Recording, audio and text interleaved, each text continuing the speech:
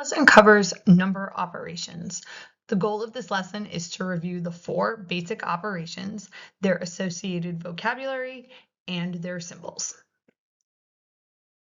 So in math, when we talk about operations, what we mean is, quote, the things we can do to numbers.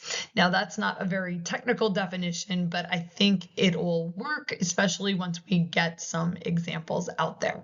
So there are 4 basic operations that we start with in math, and you spend most of your elementary school years working in these 4 basic operations. And we do build from there. So these aren't the only operations that there are, but they are the operations that we start with. They are addition, subtraction, multiplication, and division. So these are our 4 basic operations. Let's start with addition. The symbol for addition, I think at this point, everyone, if you're watching this video, you are familiar with it. It is that symbol right there, also known as a plus sign. The result of an addition problem is called the sum, spelled S-U-M. And it's important to know that because when you are being assessed on your abilities to add, subtract, multiply, and divide, sometimes the questions will be posed as find the sum. And it is up to you to know that that means that you need to add. So a quick example of finding a sum, we might have 3 plus 5, and 3 plus 5 is 8. So there is our example. Moving on to subtraction. Subtraction is a little bit more complicated than addition because it has more names that go with it, and those names can sometimes be a little bit of an issue for students. So subtraction will also be called minus. So we'll sometimes say like 11 minus 4 or 10 minus 6 instead of using the word subtract or subtraction. You might hear the word negative. That might depend on how far you are in your math journey, whether that's been a common one, but you'll also hear that. You might hear opposite. Okay, that was one that was really big when I was in school. I had a math teacher myself who used that word a lot. And then this one might feel like a throwback to early elementary school, but takeaways. And there are times even in higher level math where it helps in your head to use the word takeaway. The symbol for all of these is just that symbol there. It looks like a dash, and it's one of the reasons why in math, in your notebooks and in your scratch work, you want to avoid using dashes because they do look like minus signs. The result of a subtraction problem is called the difference, and that can help connect it to your everyday language. If I were to ask what is the difference between your age and my age, that means that the operation you would want to do is subtraction.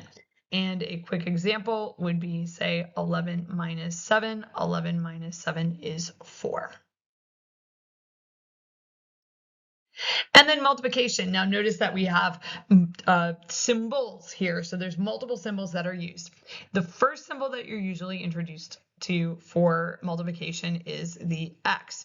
Then a little bit later on, you might be introduced to a dot is used for multiplication.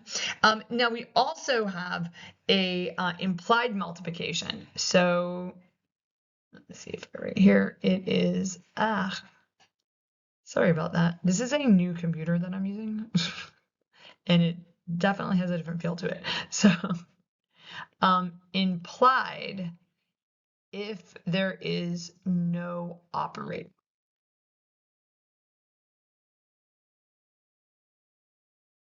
Okay, so the multiplication would be implied. So an example of an implied multiplication might be something like this, where you have 2 and then you have 3, and they're separated by the parentheses, but you don't see an explicit time sign there. That would be implied as 2 times 3. The result of a multiplication problem is called the product. That vocab becomes really important later on. When you start factoring. And an example might be something like 3 times 5, and 3 times 5 is 15. That's supposed to be the They're just not. Let me do that. There we go.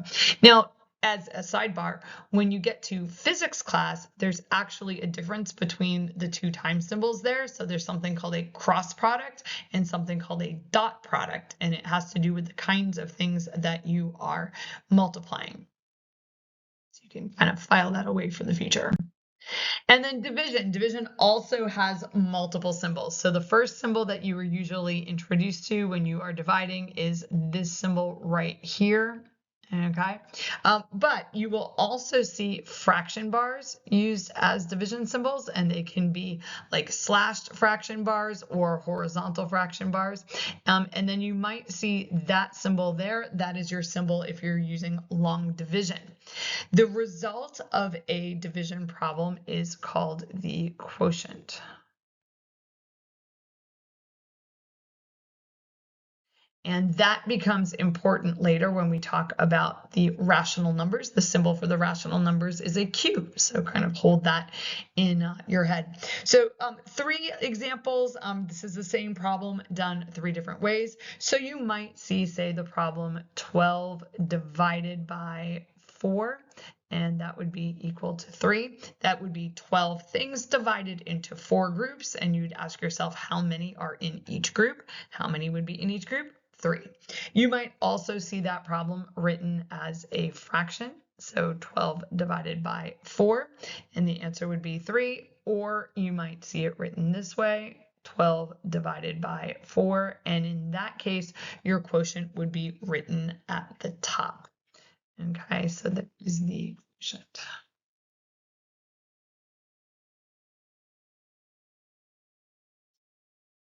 I apologize for my handwriting. Great. Now, what if there is more than one operation?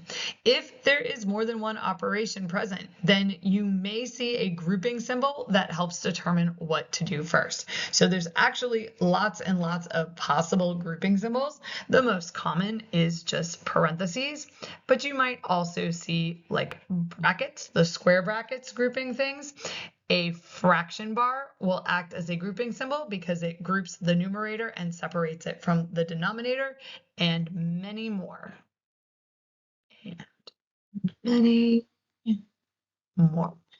So square roots can be used as grouping symbols.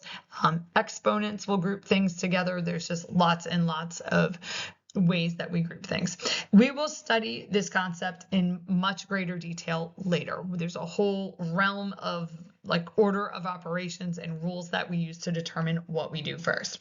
So here is an example of a grouping problem. So you might have 20 divided by 10 minus 5, and that fraction bar is acting as a grouping symbol. And so this would become 20 divided by, and you would do the 10 minus 5 first. 10 minus 5 is 5, and so it's 20 divided by 5, or 4. Note the structure of the work. In math, we typically work from top to bottom. Each step is written below the previous step, not to the right of it. This helps keep related work close together on the page, and it aids in following the thought process when multiple steps are needed to solve a problem. So you'll see that universally around math that we do work from top to bottom. If you are in the habit of working from left to right, that is definitely a habit you want to break. Here's an example of that top to bottom work. We actually have here nested grouping symbols. So we have the brackets, and then we also have the parentheses. If you see more than one, you start with the innermost one. And so this problem would start with 3 plus 3 plus 3 is 6. And then we would do the next grouping symbol. So that would be 6 divided by 6, which is 1. And then we have the multiplication. 7 times 1 is 7. And 7 minus 4 is 3. Notice that top-down structure, and if you look at any one part of this problem, you should be able to look right above it and see where it came from. So if you were to ask me, where did this 6 come from? I can look right above it and see the 3 plus 3, and I know that the 6 came from the 3 plus 3. Same with the 1. Where did this 1 come from? Look right above it. The 1 came from 6 divided by 6 is 1. Where did the 7 come from? It came from doing 7 times times 1. And remember that implied multiplication there. Also notice that I bring down the -4 every single line, even though I'm not doing anything with it. This would be considered acceptable and good structure for your math problems. Don't forget to like and subscribe if you found this video helpful, and you can check out the practice video with practice problems on this concept.